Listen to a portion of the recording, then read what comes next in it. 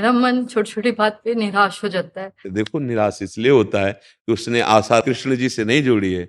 अगर आशा एक राम जी से, दूजी आशा छोड़ दे, नाता एक राम जी से, दूजो नाता तोड़ दे, तो अभी परमानंद में मगन हो जाओगे। सब में प्रभु को देखने की भावना करके प्रभु से अपनापन कर लो, मस्त हो जाओगे। देखो, हमारा कोई नहीं, आप हमारे सब हो। देखो, आप हमारे सब हो। इतनी सर्दी में कष्ट सह के, किराया लगाकर, भीड़ से धक्का मुक्की करते लाइन में खड़े होके आप आए। आप हमें कितना प्यार करते हैं। क्यों? क्योंकि हम प्रभु के हैं, इसलिए। तो क्या आप प्रभु के नहीं हो? आपने अपने को संसार का मान लिया, इसीलिए छोटी छोटी बात में क्षणे रुष्टा, क्षणे तुष्टा, रुष्टा तुष्टा, क्षणे क्षणे। वो तो शास्त्र में सब लिखा हुआ है। यदि आप भगवान का नाम जप करें, भगवान के आश्रित हो जाए, तो आप में क्षमता आ जाएगी सहने की। फिर आपका ये दुख किसका है प्रश्न? हाँ, फिर ये दुख हट जाएगा। नहीं, कोई मित्र नहीं है, कोई तुम्हें प्यार नहीं करेगा। अगर आप सोचो कोई प्यार करेगा, तो कोई नहीं प्यार करने वाला भगवान के सिवा। हमारी बात सच्ची मान लीजिए। जब तक तुम्हारे में कुछ स्वार्थ है, तब तक आपको कहेंगे कि हम आपसे प्यार करते हैं, चाहे स्त्री हो, चाहे पुरुष हो, चाहे कोई भी हो। और जिस दिन उसको तुमसे बढ़कर मिल गया, तो तुम्हारी तब देखेगा नहीं। फिर आपको क्षोभ होगा, फिर आपको दुख होगा। इसलिए पहले बता रहे हैं, एक है जो अविनाशी है और निरंतर प्यार करता है। अब उससे अपनापन नहीं किया है, तो फिर वही सबके हृदय में बैठा, वही दंड देता रहता है। हम जिस कार्य के लिए आए, हमें वो कार्य करना है। ऐसे छोटी मोटी बातों पे नाराज मत होइए, दुखी मत होइए। आप एक महान भगवान के अंश है, ना स्त्री है ना पुरुष है। तुम अपने स्वरूप को पहचान, तो वो शक्तिवान है, सबको परास्त करके विजयी हो सकती है। और अगर ऐसे, तो 4 दिन बाद फिर और मन निराश कर देगा, और यही लगेगा कि अब कोई हमारा है नहीं, कोई हमें साथ नहीं देता। फिर आगे वाली बात हम नहीं कहना चाहते, वो आप मन में सोच लेंगे कि कोई है नहीं। इसलिए ऐसा नहीं। और सच्ची मान, तेरे में वही शक्ति है जो बड़े बड़े महाभागवतों में है। न तू स्त्री है, न पुरुष है, भगवान का अंश है। कैसे उदास घूम रहे, कैसे दूसरों की तरफ देख रहे कि कोई हमारे अनुकूल चले। एक अनुकूल हो जाए, जा पर कृपा राम की होई, ता पर कृपा करे सब कोई। कोई नहीं। अभी आनंद आ जाए, पर आनंद सिंधु से तो संबंध नहीं किया, नासवान शरीरों से संबंध अपनापन किया, तो रोना पड़ेगा। यही तो समझा रहे हैं हम। ये नहीं गुरु कह जी रहे। मेरे को अपने शरण में ले लो फिर। नहीं, हम तो खुद शरणागत हैं, तो हमारे को शरण क्या है? हम तो प्रभु के हैं, श्री जी के। उन्हीं की बात आपको कह रहे हैं, उन्हीं को समझा रहे हैं। हमारे पास रहना या हमसे सामीप्यता प्राप्त कर, कुछ नहीं है इसमें। आप अच्छे समझ लो। हमारी बात मान लो, 1000 कोस दूर रहोगे तो हमारे पास हो। हमारी बात नहीं मानोगे ना, हमारे पास रहो। पास रह के बात ना मानो, तो अपने आप अशांत रहोगे, दुखी रहोगे। यहाँ भगवान बैठे हैं, उनके रहते हुए तुम दुखी हो। फिर इसके आगे हम तुम्हें क्या बताएं? सबके हृदय अछत विकारी। नाम जप करो, भगवद आश्रित हो। यहीं वो बैठे चुपचाप सुन रहे हैं, देख रहे हैं। अगर अभी नाम जप करो और भगवान के आश्रित होकर सत्य आचरण करने लगो, यही आनंद का स्रोत खुल जाएगा। कहीं जाने की जरूरत नहीं। स्थान परिवर्तन, भेष परिवर्तन आपको सुखी नहीं कर सकता। लिख लो कागज में, उद्देश्य परिवर्तन किए बिना आपको सुख नहीं मिल सकता। आपका उद्देश्य यदि भोग है, तो कहीं भी बैठ जाओ, चाहे जो कुछ बन के बैठ जाओ, दुर्गति पक्की। और आपका उद्देश्य भगवान है, तो चाहे जहां हो, आपका परम मंगल है। हमारी बात मान लो, चाहे जो हो। पुरुष नपुंसक नारीवा जीव चराचर कोय, सर्वभाव भज कपट तज मोहि परम प्रिय सोय। हमारी बात को समझ लो तो निहाल हो जाओगे। और हमारे पास कुछ नहीं। हमारे पास सच्चिदानंद भगवान की शरणागति से जो प्राप्त हुई बात है, वो मान लो बात, तो आप सुधर जाओगे, आपका मंगल हो जाएगा। आपके परम प्रीतम श्री कृष्ण है, प्रभु हैं, उनसे संबंध नहीं, तो यहाँ किसी का संबंध टिकाऊ नहीं है। यहाँ स्वार्थ का संबंध चाहे कोई भी हो, आप अंदर से देख लेना। हमारी बात तस्मात् शास्त्रम प्रमाणम से है। यहाँ कोई प्यार नहीं करता, अपने स्वार्थ से प्यार करता है। जिस दिन स्वार्थ नहीं रहेगा, तो आपको पता चल जाएगा, आपको रोना पड़ेगा कि ये तो इतना प्यार करता था, अब नहीं करता है। क्यों? क्योंकि अब वो बात उसको समझ में नहीं आ रही। एक है जो प्यार कर सकते हैं, वो प्रभु है। नाम जप करो, भगवद आश्रित रहो, और सबका प्रश्न का उत्तर यही है। चाहे जितने प्रश्न कर लो, राधा ही है उत्तर हमारे पास। आओ, सब इसी में आ जाओ। देखो, हर प्रश्न का उत्तर आप झांक करके देखो। आप किसी न किसी व्यक्ति, वस्तु, स्थान की कामना से पीड़ित हैं, और अगर सच्चिदानंद भगवान के आश्रित हो जाओ, तो अनंत ब्रह्मांडों का जिसने सृजन किया है, वो जब हमारे पास आ गया, तो बात बन गई। हम कहते हैं 100-200 ग्राम, किलो 2 किलो सोना के लिए मत रो। पारस मणि को पकड़, पारस मणि को छुआ दे लोहे में, तो पहाड़ बन जाए सोने का। अनंत ब्रह्मांडों का सृजन करने वाले मालिक को पकड़, मालिक को। कृष्ण कृष्ण कृष्ण, राम हरि राधा राधा राधा, मंगल हो जाएगा। श्री राधा प्रोफेसर संजय माथुर जी जर्मनी से। राधे राधे श्रीरंश। राधे राधे महाराज जी, आपके चरणों में कोटि कोटि प्रणाम। महाराज जी, कर्म मार्ग के गुरु शिक्षक कैसे विद्यार्थियों को धर्म मार्ग के लिए प्रेरित कैसे करें? कर्म और धर्म गुरु में मूल भेद क्या है? जो कर्म को नहीं जानता है वो धर्म को क्या जान जाएगा? धर्म से ही युक्त कर्म है। अगर कर्मों का ज्ञान नहीं है तो धर्म का राशि नहीं जानेगा, और जिसको धर्म के राशि का ज्ञान हो कर्म का पंडित होगा, कर्म के विषय का पूर्ण ज्ञाता होगा। क्योंकि पहला है धर्म, फिर है अर्थ, फिर है काम और फिर है मोक्ष। ये चार पुरुषार्थ हैं। तो कर्म को कैसे करना चाहिए, क्या नहीं करना चाहिए, क्या करना चाहिए, इसका ज्ञान तस्मात् शास्त्रम प्रमाणन्ते कार्याकार्यो व्यवस्थित हो। क्या करना चाहिए क्या नहीं करना चाहिए ये शास्त्र से, और जिसको शास्त्र का ज्ञान है वो धर्मात्मा है। जो धर्मात्मा है वही विधि निषेध का ज्ञान जानता है। तो कर्म केवल करने वाला पंडित नहीं कहा जाता है, धर्म युक्त कर्म करने वाला पंडित कहा जाता है। वही ज्ञानी है जो अपने कर्तव्य कर्म को जानता है, और जो अपने कर्तव्य कर्म का पालन करता है वही दूसरों के कर्तव्य कर्मों को जान जाएगा और दूसरों के कर्तव्य कर्म को पालन कराने की सामर्थ्य रखेगा। केवल कर्म करने वाला नहीं। कर्म तो दो ही प्रकार के होते हैं, शुभ और अशुभ। लेकिन अशुभ कर्म उनको त्याग करके शुभ कर्म करना, शुभ कर्म करते हुए कर्ता भाव ना होना, यह धर्मात्मा पुरुष का लक्षण होता है। कर्म तो दो ही प्रकार के कर रहे हैं, कोई पाप और कोई पुण्य, दोनों बराबर चल रहे हैं। थोड़ा पुण्य हुआ थोड़ा पाप हुआ, लेकिन कर्म करने मात्र से कल्याण तो ही नहीं जाएगा, क्योंकि कर्म का तो भोग भोगना पड़ेगा। अवश्य में भोक्तव्यम कृतम कर्म शुभाशुभम। हाँ, कर्म योग हो जाए तो फिर कल्याण हो जाएगा। कर्म योग फल की इच्छा का त्याग करके धर्म पूर्वक शास्त्र ज्ञान रखते हुए अपने कर्तव्य का पालन करना, और उस कर्तव्य कर्म को भगवान के चरणों में समर्पित कर देना।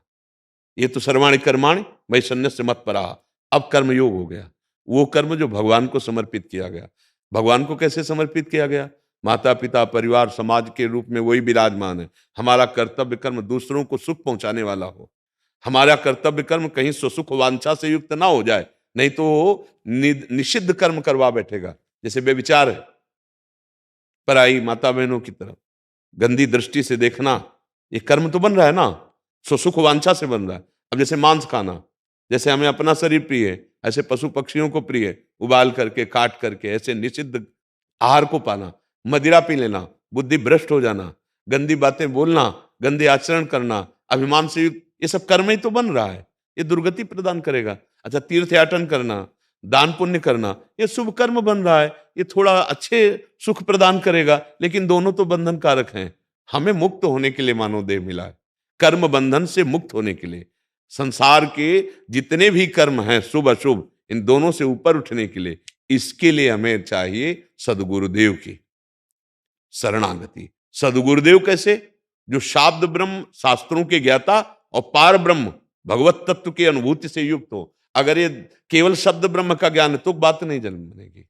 अच्छा, पर ब्रह्म की अनुभूति है और वो अपनी अनुभूति बता नहीं पा रहे हैं, जो अनुभव है वो शब्दों में व्यक्त नहीं कर पा रहे, वो तो या दोनों बातें कहेंगे, शाब्द ब्रह्म का ज्ञानी और पर ब्रह्म का अनुभूत। फिर उसके द्वारा जो निर्देश होता है वो शास्त्र सम्मत कर्म, तो वो कर्म योग बन जाते हैं। और वो योग स्वरूप अनुभव या भगवत साक्षात्कार के केवल कर्म, वो तो बंधन कारक है, चाहे शुभ हो चाहे अशुभ हो। समझ पा रहे ना? तो जो धर्मात्मा है वही गुरु है और वही कर्म के विभाग को जानता है। केवल कर्म करने वाला धर्म को नहीं जान सकता, लेकिन धर्म से चलने वाला कर्म विभाग को भी जानता है। इसलिए प्रधान बात धर्म है।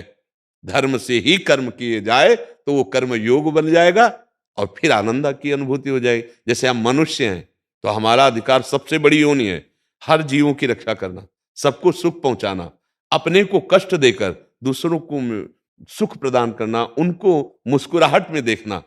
अब ये कितनी बड़ी मनुष्यता, फिर दैवी संपदा, फिर भागवती की स्थिति, फिर ये तो बड़ी बात है। अभी अपने लोगों में तो मनुष्यता ही नहीं आ रही ना।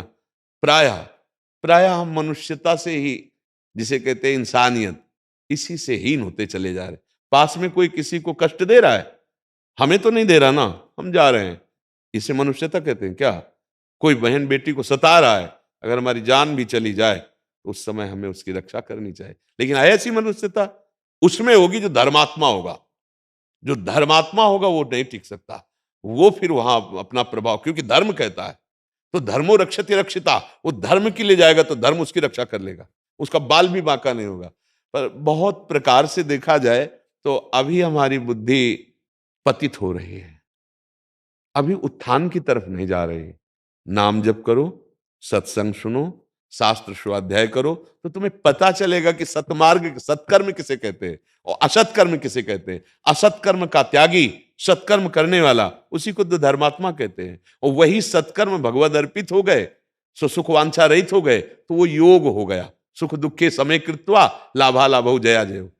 जय पराजय में, लाभ हानि में, सुख दुख में जिसका समान भाव और अपने कर्तव्य का पालन कर रहा है, वो महात्मा हो गया, वो जीवन मुक्त हो गया। लेकिन केवल कर्म से जीवन मुक्त नहीं हो सकता, कर्म बांधने वाले होते हैं। चाहे वो अशुभ कर्म तो बांधते हैं, शुभ कर्म भी बांधने वाले होते हैं। जैसे आप बहुत बड़े पुण्यात्मा हुए तो आप स्वर्ग जाएंगे और वहां सुख भोग करेंगे, फिर मृत्यु लोक आ जाएंगे, तो फायदा क्या हुआ? एक बड़ा स्वप्न जैसा हुआ नहीं।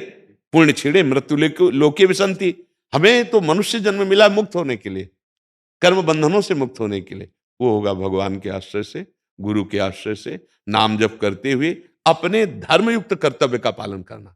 जैसे काम आया तो पानी ग्रहण किया है, ब्याह किया है, पत्नी है, वो आपके लिए पाप का विषय नहीं बनेगा। लेकिन उसी काम का प्रयोग दूसरी माता बहन के प्रति कर लिया, घोर पाप बन गया। हमारे को अच्छे अच्छे पदार्थ पाने की इच्छा है, धर्मपूर्वक धन कमाया है, हम 56 प्रकार के भोग हैं, मानस ही थोड़ी निकष्ट, 56 प्रकार के भोग लगते हैं हमारे प्रभु को। अरे कितने प्रकार के स्वादिष्ट पदार्थ है, बनाइए, भोग लगाइए, एक दो किसी भूखे को पवाइए और आप पाइए, कोई निषेध नहीं। धर्मपूर्वक आपका कार्य चल रहा है। खूब मेहनत करके अधिक से अधिक धन कमाइए, वयोवृद्धों की सेवा कीजिए, समाज की सेवा कीजिए, अपने परिवार की सेवा कीजिए, अपने शरीर की सेवा कीजिए, मंगल में। जब हम दूसरों को कष्ट देने वाले पापाचरण करने लगते हैं, फिर सब भ्रष्ट हो जाता है। आज इसकी बढ़ोतरी हो रही। एक भाई थोड़े से जमीन हिस्से के लिए अपने भाई की हत्या कर रहा है। एक पति थोड़ी सी बात के लिए प्रतिकूल होकर अपनी पत्नी को त्रास दे रहा है। एक पत्नी तो अपनी कामना पूर्ति के लिए पति की हत्या कर रही। एक पुत्र अपने माता पिता की हत्या कर रहा है, माता पिता का तिरस्कार कर रहा है। एक माता पिता अपनी वासना को नहीं संभाल पा रहा, पुत्र का शोषण या संतान का शोषण कर रहा है। आप देखो, झांक के देखो लोक व्यवहार में ये घुस रहा है ना, राक्षसी भाव, मलिनता, ये है दुर्गति।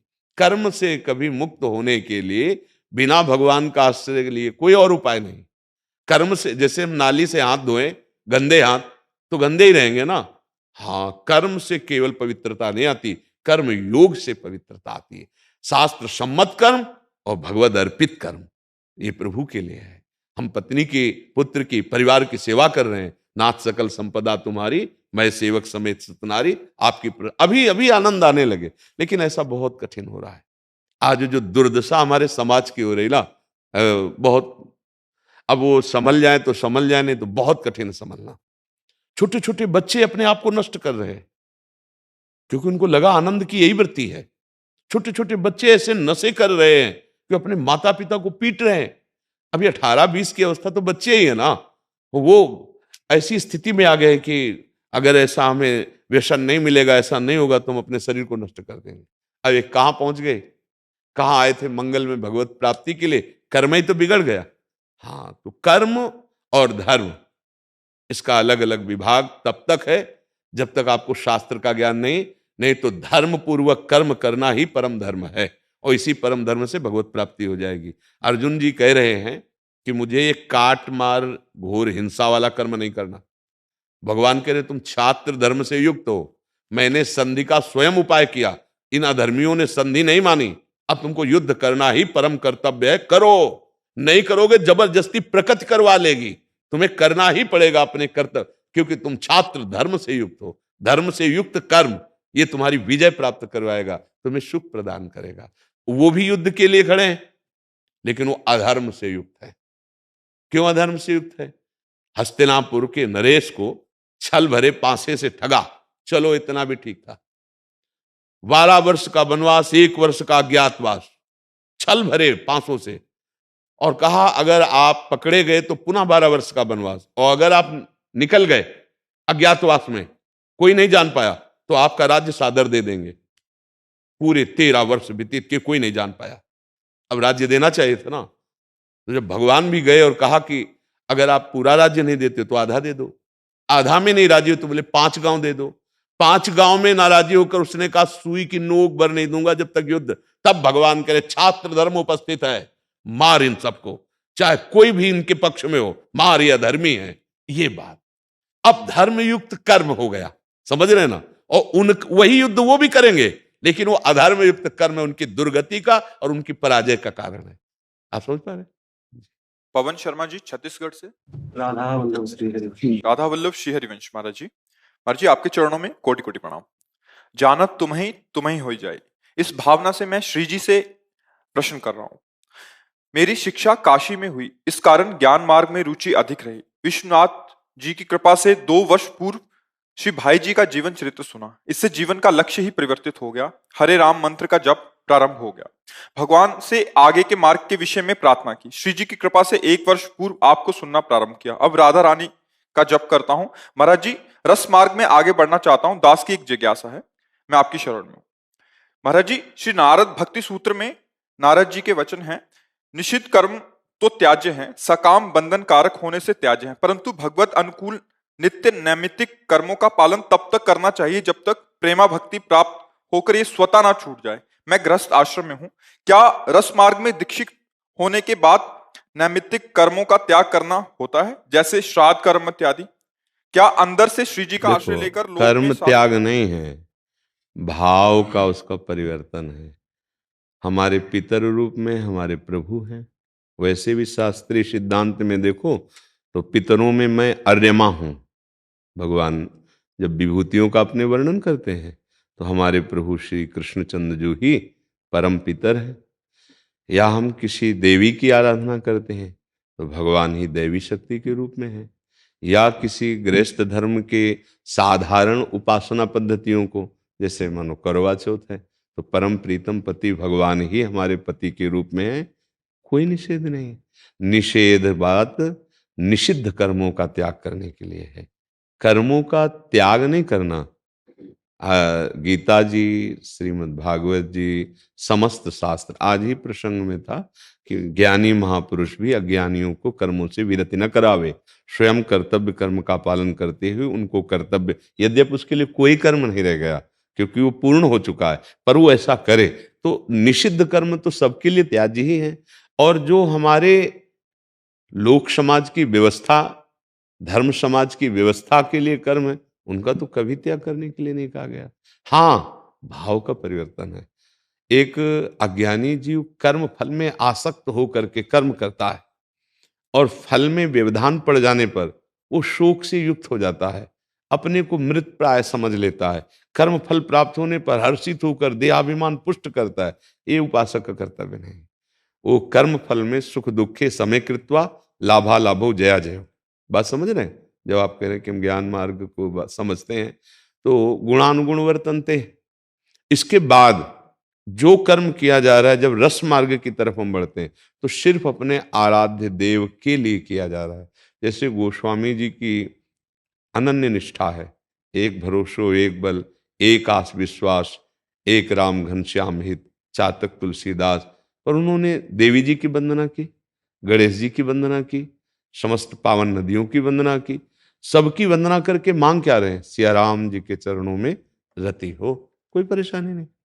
अपने आराध्य देव के भाव में मगन रहना, अपने आराध्य देव की प्रीति मांगना, अपने आराध्य देव का ही सब जगह उपस्थित भाव रखना। उपासना में कोई कुछ भी करो।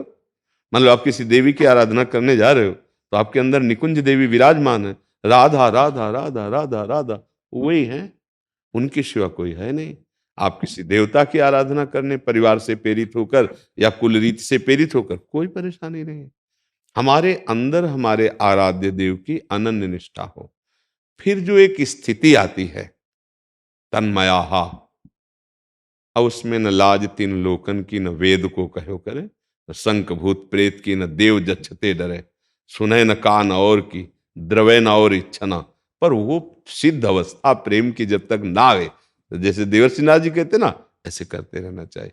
कभी निषेध नहीं है, निषिद्ध कर्मों का निषेध है, सत्कर्मों को तो और आदेश दे रहे हैं कि अच्छी तरह बनाकर कीजिए, जिससे अज्ञानी जीव आपका अनुकरण करें और अनुकरण करके वो कर्तृत्व भाव से रहित होकर अपने स्वरूप की तरफ बढ़े, या अपने कर्तव्य कर्मों को भगवत समर्पित करके कर्ता भाव रहित बने। दो उपाय हैं, एक तो गुणानुगुण वर्तनते देखना और एक भगवत समर्पित कर देना। ये तो सर्वाणि कर्माणि मयि सन्न्यस्य मत्पराः, मेरे परायण होकर सारे कर्म मेरे को समर्पित कर दे। तो निषेध तो है ही नहीं, हाँ भाव में सुधार कर लेना है कि प्रीति का जब रंग चढ़ेगा जो चातक की तरह आता है, जैसे चातक पी पी करके मेघ को पुकारता है, तो बहुत गर्जना करके मेघ ने ओले बरसाए तो दूसरे पक्षी ने आकर कहा बहुत प्यार करता है मेघ से, तू देख तुझे डांट रहा है गर्जना करके और ओले बरसा कर तेरे को पीड़ा पहुंचा रहा है। बोले आपकी सोच में, मेरी सोच में मेरा प्रीतम मुझे आह्लादित करने के लिए गरज रहा है और वो ओले के रूप में मेरा स्पर्श करके मुझे मेरे सुख का वर्धन कर रहा है। अपने प्रीतम पे ओले बरसाने पर भी दोष दृष्टि नहीं। प्यासा चातक उड़ता हुआ जा रहा था, किसी पंछी ने कहा आओ इस वृक्ष में बैठ जाओ, थोड़ी देर सुख ले लो विश्राम का। तो उनका नहीं, ये अन्य जलों से सींचा गया है, केवल मेघ के जल से सींचे हुए वृक्ष का हम आदर करते हैं, उस पर बैठते हैं क्योंकि मैं चातक हूं। फिर आगे उड़ा तो बहेलिये ने बाण मार दिया और वो गंगा जी में गिरा। तो चोंच ऐसे किए था, तो किसी पक्षी ने पूछा चोंच क्यों किए? बोले मैं चातक हूं, मर जाऊंगा लेकिन मेघ से बरसे हुए स्वाति के जल के सिवा मरते दम तक अन्य बूंद नहीं जाऊं, जबकि गंगा जल परम पावन, अगर चोंच में चला जाए तो परम गति हो। नहीं, मैंने प्यार किया है मेघ से, मेघ के बरसे हुए जल को। ये बात आती फिर बने तो रघुवर ते बने और बिगड़े तो भरपूर तुलसी औरन ते बने ताबन में पे दो। पर ये बहुत ऊंची स्थिति है, ये ऊंची स्थिति जब तक हृदय में नहीं आवे तब तक सबका सम्मान करते हैं।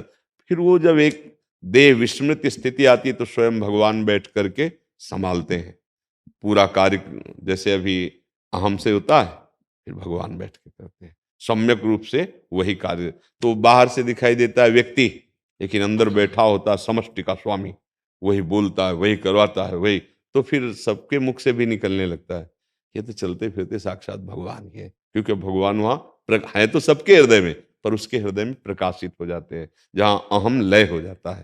तन्मया देवर्षिनाथ जी कहते तस्मित जने भेदा अभाव, वो उस स्थिति को प्राप्त हो गया कि अब देह का ढांचा मात्र रह गया। जैसे पूज्य राधा बाबा को भगवान श्री कृष्ण ने भाई जी के प्रति समझाया कि तुम्हें ढांचा दिखाई दे रहा है भाई जी श्री हनुमान प्रसाद पोद्दार का, पर इस ढांचे के अंदर मैं ही बैठकर कार्यरत हूं, किंचन मात्र कहीं जीवत तो नहीं है, कहीं करता नहीं है, मैं ही स्वयं बैठा हुआ हूं। तब उन्होंने कहा फिर तो वृंदावन भाई जी का शरीर हो गया, तो अब मैं जहां भाई जी का शरीर वहीं अनन्य निष्ठा भाई जी के शरीर की ले ली। ऐसे ही उपासक जब तक उस स्थिति को न प्राप्त हो तब तक अगर मनमानी थोड़ा भी, तो फिर वो मार्ग से गिर सकता है, फिर वो विचलित हो सकता है। अवहेलना कहीं किसी की नहीं है।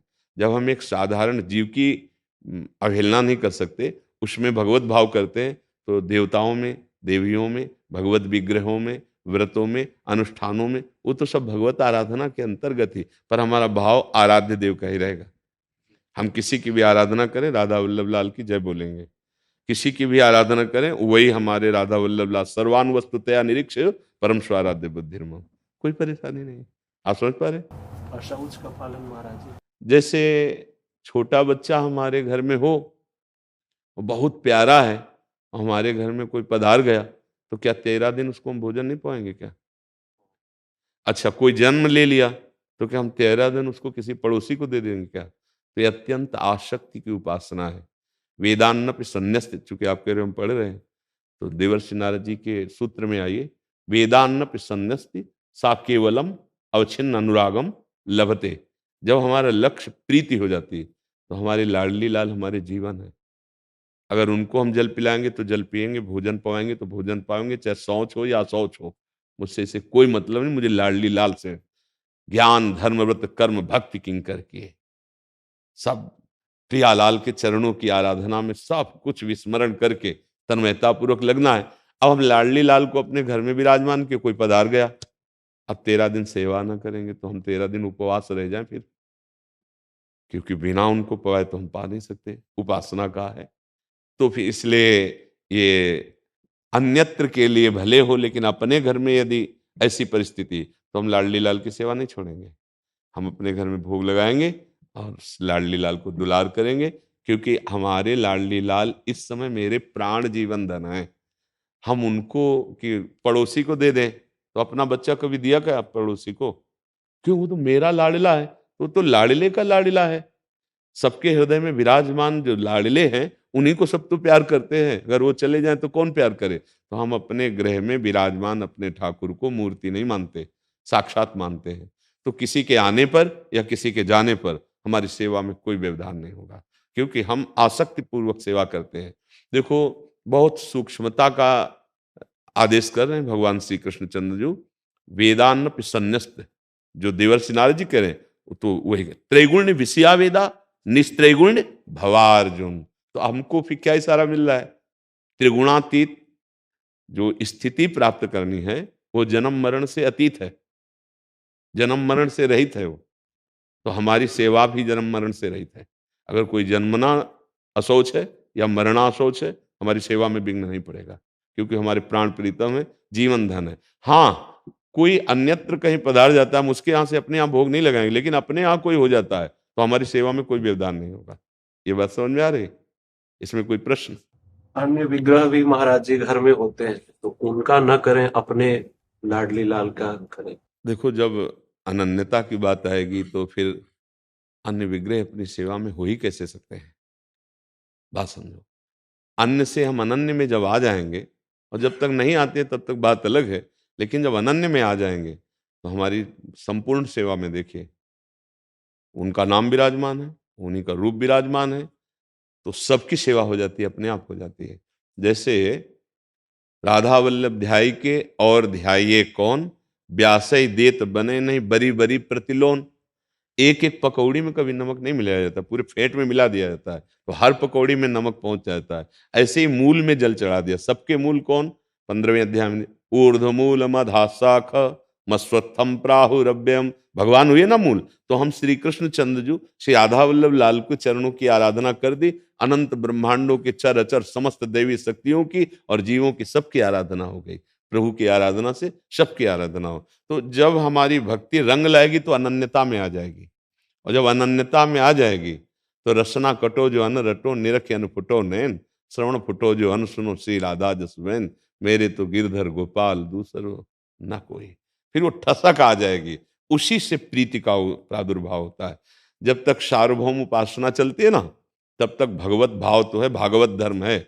लेकिन राधा वल्लभ लाल की विमल ध्वजा फहरंत, भगवत धर्मो जीत के निज प्रेमा ठहरंत, निज प्रेमा ठहरंत और नेम कछु पर सत नाही, अलक लड़े दो लाड़िले। प्यारी जू प्यारे जू की जब अनन्य रसमय उपास, फिर और कुछ सुहाए और न कछु सुहाए तिनको, जुगल सेवा सुख पगी, निशिदेव जानत नाहि सजनी, एक रस भींजी रहे, गोप गोपिन आदि दुर्लभ, ते सुखे दिन प्रतिल हैं।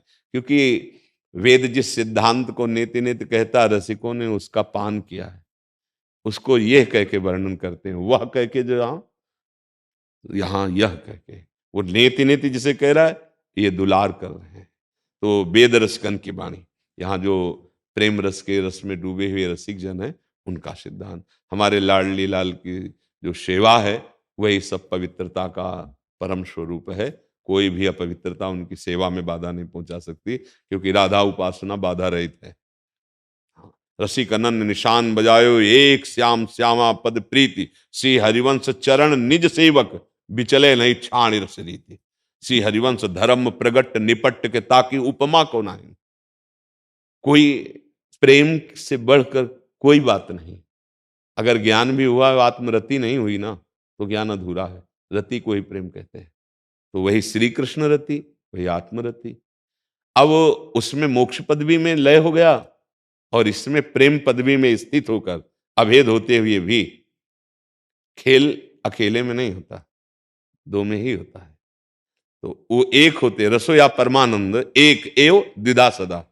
पर अभी हम बहुतायत में फंसे हैं, तो प्रेम गली अति सांकरी, सांकरी गली से निकलना है अकेले, और जब उधर जाओगे तो वही एक बहुत रूपों में विलास कर रहा है, धाम नाम रूप लीला महाप्रेम रस। फिर वो जब ऊंचाई की बात आती है तो फिर प्रेम गली अति सांकरीता में दो ना समाये। अब फिर अन्य बर्दाश्त नहीं होगा, अन्य नहीं बर्दाश्त। प्रेमी को उत्तम के बस अस मन माही सपने हुआन पुरुष जगत। मेरे आराध्य देव के सिवा कोई है ही नहीं, दूसरो न कोई। बस ये स्थिति जब आ जाएगी, जब तक नहीं आती तब तक करता रहे, जब आ जाए तो फिर अपने आराध्य देव में ही, अपने आराध्य देव की उपासना का बल जब सांगोपांग जागृत होता है तब निष्ठा रंग लाती है। फिर तो गर्दन कट जाए तो सहज है, लेकिन अन्यत्र कहीं झुक नहीं सकती, वो निष्ठा आ जाती है। वहां ज्ञान काम नहीं करता कि सर्वांतर्यामी भगवान सर्वत्र विराजमान। एक बार हमारे परम रसिक श्री विठलदास जी महाराज द्वारिकाधीश के दर्शन करने राजा गए और उनके प्रधान सूबेदार थे उस समय। वो अपने राधा वल्लभ लाल जी की सेवा विराजमान करके, अष्टयाम हमारी सेवा होती है, 8 पहर मंगला से लेकर शयन तक, वो जितना जो कर पाए, और वो तो समस्त वैभव से संपन्न थे, तो अपना सिंहासन अपनी सेवा साथ ले गए। तो जो द्वेषी जन होते हैं वो कृपा करते हैं, यश का प्रकाश द्वेषी जनों से ही होता है। भक्त के यश की महिमा जो जागृत होती है वो विमुख रूपी डंडे पे ही झंडा फहराता है। उन लोगों ने शिकायत की राजा से कि देखो आपके सूबेदार प्रधान हैं और ये द्वारिकाधीश के दर्शन करने नहीं गए, तो क्या ये किसी और की उपासना करते हैं क्या? क्योंकि श्री कृष्ण ही द्वारिकाधीश है और ये कहते हैं कि मुरली मनोहर की उपासना तो वही तो है ना, तो क्यों नहीं गए? मतलब उनको विपरीत स्थिति प्रदान कर दी। बड़ा उनको क्रोध आया कि बात तो ऐसा सत्य है कि वो हमारे साथ तो गए ही नहीं। बुलाया उनको सभा में और कहा आज तक तो हम आपको महाभागवत जानते थे, लेकिन ये अपराध आप कैसे कर रहे हैं? द्वारिकापुरी में आके द्वारिकाधीश के दर्शन करने नहीं गए। तो उनका माननीय आप नाराज मत होइए, हमारे नेत्र निकष कुंज ठाढ़े भय भुजा परस्पर हंस, श्री राधा वल्लभ मुख कमल निरख नयन हरिवंश। प्यारी जू के साथ प्यारे जू जो वृंदावन में विराजमान नित्य रसपरायण लीला, वो उसके ये वैभव स्वरूप में मानता हूं मेरे ही प्रभु का है। किशोरी जी के साथ तो ये क्या तुम्हारा तर्क रहा? तो उनका महाराज मेरे रोम रोम में वृंदावन की प्रीति है, मेरा हृदय प्यारी जू और प्यारी जू के सिवा कभी नहीं किसी को स्वीकार कर सकता। सब ज्ञान होने पर भी प्रीति सबको ढक देती है और एकमात्र आसक्ति रह जाती है। तो उनको बड़ा आवेश आया, क्योंकि उनके इष्ट द्वारिकाधीश थे, राजमज तो होता ही है। तो ऐसे अचला पकड़ा और कहाँ तुम्हारे रोम रोम में वृंदावन, श्री हरिवंश श्री हरिवंश श्री हरिवंश। जितने सैकड़ों लोग थे सबके बीच में देखा नवनिभृत निकुंज और लालजू महाराज और लाडली जो अद्भुत सौंदर्य अद्भुत स्वरूप। हो देखो भगवान का ही सब स्वरूप है। जगन्नाथ जी जानते हो कौन है? प्रभु ही तो है ना। लेकिन जब ब्रज लीला सुनी तो देखा उनका स्वरूप कैसा हो गया, प्रेम विगलित रूप हो गया ना। वही तो उन्हीं की तो ब्रज लीला है, किसी और की थोड़ी है। लेकिन वहां जो विराजमान स्वरूप है वो परिचय बताता है। इस प्रेम लीला को सुनकर सच्चिदानंद विग्रह स्वामी जगन्नाथ जी, देखो प्रेम विगलित स्वरूप हो गए, प्रेम विगलित। फिर नवनिवृत्त निकुंज में जो प्रेम, ये तो अवतार लीला का ब्रज लीला का है। जहां से अवतार हुआ नवनिवृत्त निकुंज अनादि अनंत महिमा में जो बिहारी जो बिहारिन जो है, तो ये प्रेम रस, ये चूंकि चर्चा की रस की इसलिए गूढ़ विषय है। जब यहां आ जाता है तो फिर ये लोक धर्म और वेद धर्म दोनों से परे प्रेम धर्म है। फिर किसी की कान्य और मर्यादा न, प्रीति न काहू की कान्य विचारे, मार्ग अपमार्ग विथिकित मन को अनुसर। पैसे जन साधारण नहीं, ये प्रीति की बात हो रही है। जन साधारण तो धर्म अर्थ और काम मोक्ष का प्रश्न करे और उसको अपने स्वीकार करे अपने मार्ग। ये मोक्ष धर्म त्यागी प्रेम अनुरागी जनों की बात हो रही। ये जन साधारण के लिए नहीं कि जन साधारण शौचाचार में भी ऐसी त्रुटि करे, नहीं नहीं। आपने रस की बात की है, वो जन साधारण के लिए 13 दिन भोग नहीं लगेगा, 13 दिन सेवा नहीं होगी जन साधारण के लिए। लेकिन ये रस की बात है, ये रसोपासना की अनन्यता और प्रेम, जिसमें फिर जैसे मीरा जी से कहा गया आप अपना सुहाग हटाओ, जब राणा जी पधारे, उनका मैंने उनके लिए भरा ही नहीं था, मेरे तो गिरधर हैं, उनके लिए था, मेरा सुहाग कभी उजड़ ही नहीं, मेरा चूड़ला अमर है। हाँ, जाके सिर मोर मुकुट मेरो पति सोई, मेरे तो गिरधर गोपाल दूसरो न कोई। ऐसे प्रेमी जनों के आगे फिर वेद और लोक रीति का दृष्टांत या उसके साधन सिद्धांत काम नहीं करते, वेद भी उनको नमस्कार करते हैं, प्रेमी जनों। समझ पा रहे आप जी? श्री जी की कृपा से आप लोग आए। सब प्रश्नों का उत्तर एक ही है कि यदि आपके आचरण पवित्र हुए तो जो बात आप जानना चाहते हो अपने आप जान जाएंगे, जो पाना चाहते हैं वो अपने आप प्राप्त कर लेंगे। नाम जप करो और अपने कर्तव्य का पालन करो, आचरण गंदे ना होने पाए। देखो, यदि व्यभिचार करोगे, मांस खाओगे, मदिरा पियोगे, अधर्माचरण करोगे, अपने पद का दुरुपयोग करोगे, तो प्रभु आप कोई भी हो, कुछ भी कर लो, आपको शांति, आपको सुख, आपको नाना प्रकार की जो आनंद उमंगे वो नहीं प्राप्त हो पाएंगे। चिंता, भय, शोक, दुख, मृत्यु और दुर्गति ये पापाचरण से होती है। सब उत्तरों को उत्तर है, कुछ समझ पाओ न समझ पाओ, यदि जिह्वा से नाम जप करोगे और आचरण पवित्र रखोगे तो आप निश्चित मनुष्यता ही नहीं, दैवी संपदावान बन के भगवान की कृपा पात्र बन जाओगे, भगवान की प्रिय बन जाओगे। जो भगवान का प्रिय हो गया उसके लिए दुर्लभ क्या है? सीम की चाप सके को तासु, बड़ रखवार रमापति जासु। भगवान जिसकी रक्षा में उतरते तो उसका कौन बाल बांका कर सकता है? सब प्रश्नों का उत्तर है अपने आचरणों को पावन करो, अपने चरित्र को निर्मल करो, अपना खान पान चिंतन पवित्र करो, नाम जप से सब कुछ सुलभ हो जाएगा। खूब नाम जप करो, अधिक से अधिक दूसरों को सुख पहुंचाने का चिंतन करो तो आप में दैवी संपदा आ जाएगी। जब हम दूसरों से सुख लेने का चिंतन करते हैं तो आसुरी संपदा आ जाती है, जिसे राक्षसी भाव कहते हैं। आजकल ज्यादा विस्तार इस राक्षसी भाव का हो रहा है, इसलिए इसका संयमन किया जाए, इसको शासन में लिया जाए। और ये मानव जीवन आनंद के लिए है। विषयों के भोगों में विषयानंद जो मिलता है ना, वो भ्रमात्मक है, सत्य नहीं है। सत्य होता तो आज तक आप तृप्त हो जाते। इसलिए बहुत सावधान, आपके कर्म न बिगड़ने पाए, नहीं तो चाहे जितना दान पुण्य तीर्थयाटन कर लो वो एक अलग कर्म बन गया, लेकिन आपका पाप कर्म आपको दंड दे के रहेगा। अगर उससे बचा जा सकता है तो एकमात्र भगवान का आश्रय और नाम जप। अब तक जो हुआ सो हुआ, आगे हम संभाल लें, आज से हम अपना जीवन पावन कर लें। राधा वल्लभ लाल की। महाराज जी, आप हाई कोर्ट इलाहाबाद की हाई कोर्ट के जज हैं। आप ब्रजराज सिंह कहते हैं, मैं उच्च न्यायालय जज हूँ। आपसे इतना प्रभावित था मैं, कई बार मैं आपको सुना तो सुनने के बाद मेरी इच्छा जागृत हुई कि मैं आपके यहाँ चलूं और आपसे कुछ प्राप्त करूं, क्योंकि जो सनातन संस्कृति हमारी है, जो इस समय इसका थोड़ा सा जो विस्तार हुआ है विगत 2 दशकों से, तो मुझको भी लगता है जो अभी आप कह रहे थे, तो इस समय जो आसुरी प्रवृत्तियां बढ़ी हैं बच्चों में खासकर, वो शिक्षा आपकी हमको बहुत प्रभावित करे और ये इसकी बहुत आवश्यकता है, क्योंकि हमारा समाज इतना नीचे गया है इस बीच में, और जो हमारी ये संस्कृति का जो आगे प्रचार हुआ है और देशों में जो लोग अपना रहे हैं, अगर इसका और प्रचार प्रसार हो तो हम लोग देखो हाँ, ये किसी एक व्यक्ति से नहीं होने वाला। बहुत अपने जैसे ही देश में 140 करोड़ जनसंख्या है, इसके लिए सबको तत्पर होना पड़ेगा। अपना हम सुधार करें, आप अपना सुधार करें, और हमारे जितने वचन के शासन में आ सके उनका हम सुधार करें। वो अपने सानिध्य वाले का, परिवार का, समाज का, तो इससे सुधार की प्रवृत्ति बढ़ेगी। यही हमने प्रार्थना की थी कि जैसे माननीय जन हैं, जिनकी बात लोग ध्यान लगा के सुनते हैं, उनको प्रधान बात देखनी है कि हम सुख सुविधाएं लौकिक दे सकें। तो उससे क्या फायदा होगा? वो भ्रष्ट बुद्धि वाला उसका दुरुपयोग करेगा। अगर बुद्धि सही है और वो ठीक कम सुविधाओं को प्राप्त कर रहा है, पर वो हमारे समाज के काम आ जाएगा, वो हमारे राष्ट्र के काम आ जाएगा। इसी विद्यार्थी जीवन में कोई महात्मा छुपा बैठा है, कोई राष्ट्र सेवक छुपा बैठा है, कोई राष्ट्र सैनिक।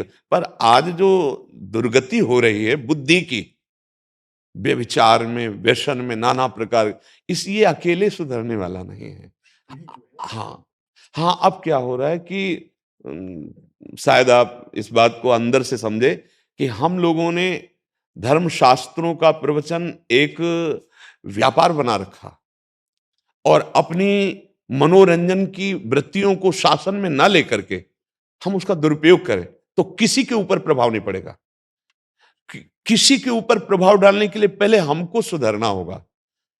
अगर हम बहुत जो उपदेशक जन हैं या हम साधु जन हैं या जो धर्मात्मा जन हैं, अपने अपने को सुधार कर अपने प्रकाश जितना दे सकते हैं, भगवान ने हमें जितनी बौद्धिक शक्ति दी, हम करें तो निश्चित हमारा राष्ट्र परम मंगलमय हो जाएगा। हाँ, वो कोई महात्मा वेशधारी से ही तात्पर्य नहीं, आप भी हैं। आप जिस पद में हैं, आप अपने पद का सदुपयोग करते हुए और भगवत आराधना में हैं, तो आपका ऐसा प्रभाव होगा कि जो आपके सामने आएगा, जो आपकी बात सुनेगा, वो जरूर सुधर जाएगा। अकेले सुधरने वाला विषय नहीं है। हाँ, अब हम जैसे बोल रहे हैं और दूर दूर से नौजवान भाई सुन रहे हैं और सुधार हो रहा है, तो ये एक किसी कोने में जैसा समझिए। 140 करोड़ हैं, 140, 10-5 अगर सुधर रहे तो कोई खास बात नहीं है, ये हर कोने में बात होनी चाहिए, तब इसका सुधार होगा।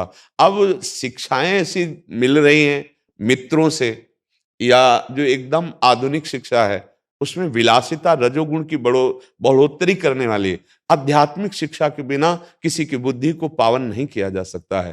तो हमें लगता है कि आपके अंदर में जितना है, अगर हम अपना सुधार करके 10 का सुधार कर लिए तो हमारा जीवन सार्थक हो जाएगा।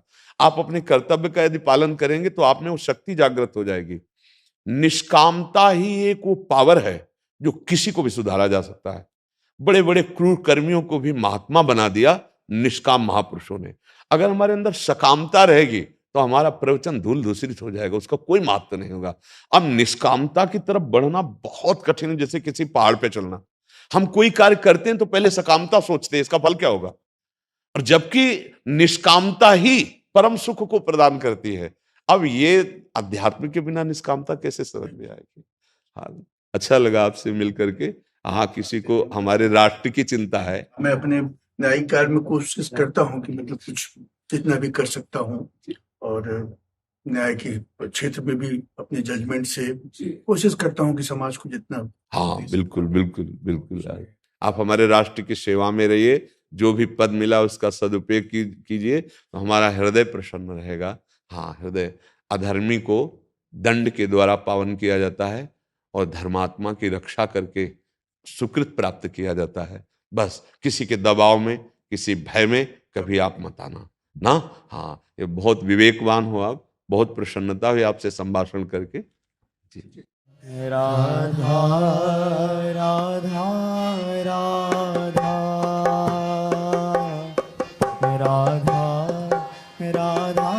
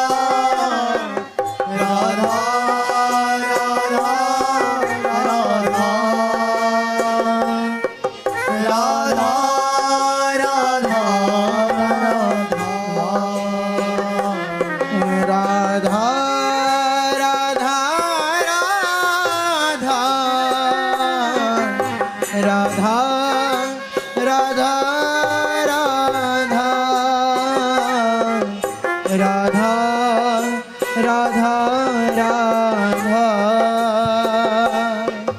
राधा राधा राधा राधा राधा राधा राधा राधा राधा राधा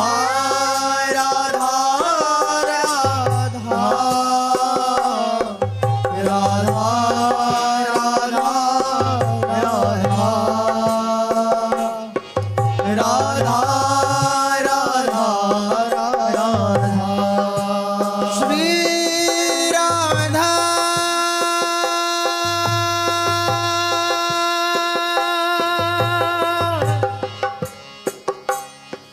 राधा राधा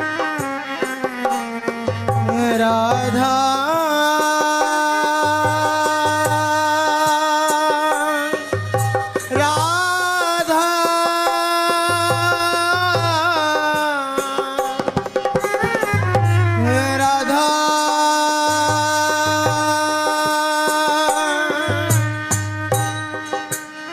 श्री राधा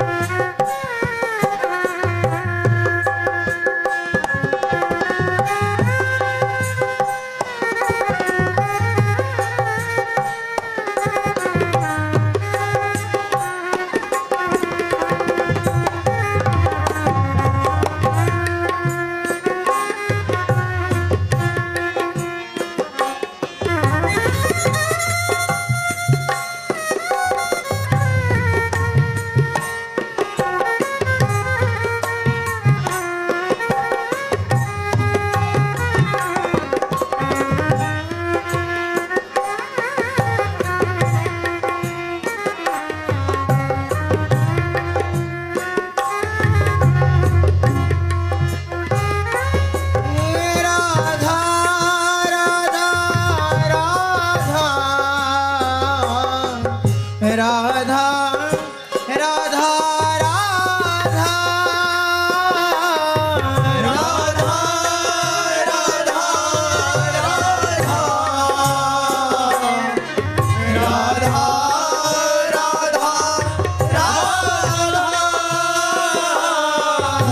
राधा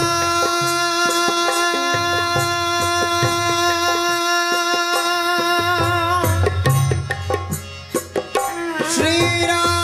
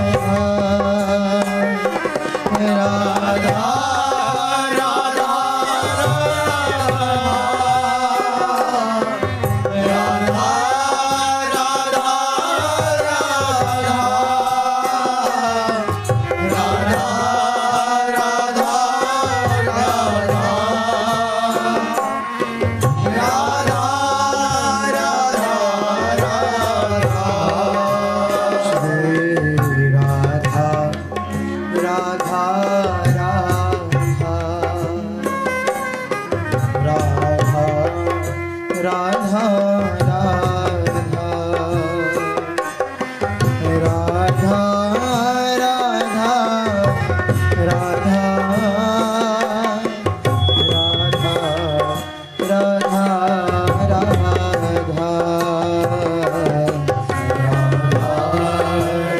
राधा राधा